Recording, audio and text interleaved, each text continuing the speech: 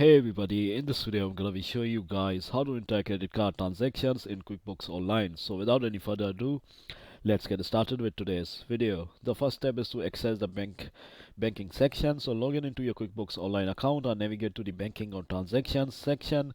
This is where you can manage your bank and credit card transactions. The following step is to connect your credit card account if not already connected. If you haven't already connected your credit card account to QuickBooks Online, click on the option to connect a new account.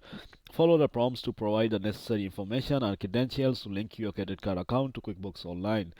This will allow for automatic importing of credit card transactions, making the data entry process easier. The next step is to import credit card transactions if connected. So if your credit card is already connected to QuickBooks Online, you can import credit card transactions directly. Click on the option to import transactions and select your credit card account. QuickBooks Online will fetch the latest transactions from your credit card account and display them for review.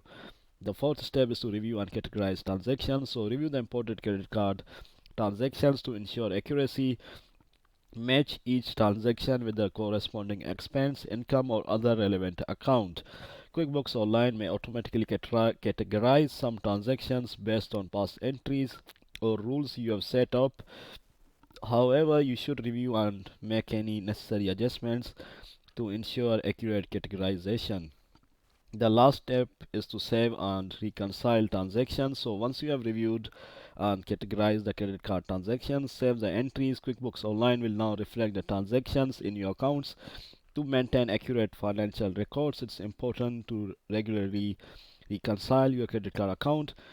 Reconciliation involves matching the transactions in QuickBooks Online with your credit card statement to ensure all transactions are accounted for and accurate. So this is how you do it, guys. Thanks for watching, and I'll see you in the next video very soon. Peace.